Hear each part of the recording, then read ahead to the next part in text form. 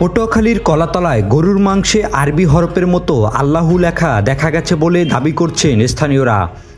ঘটনাটি জানাজানি হওয়ার পর এলাকায় ব্যাপক চাঞ্চল্যর সৃষ্টি হয়েছে। কৌতূহলী মানুষ ভিড় জমাচ্ছেন এই মাংসটি এক নজর দেখতে।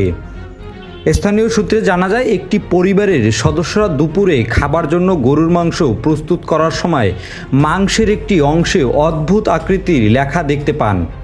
প্রথমে বিষয়টি গুরুত্ব না দিলেও পরে ভালোভাবে খেয়াল করে সেখানে আল্লাহু শব্দের মতো কিছু দেখা যায় বলে দাবি করেন তারা। খবরটি আশপাশের এলাকায় ছড়িয়ে পড়লে স্থানীয়দের মধ্যে কৌতূহল দেখা দেয়।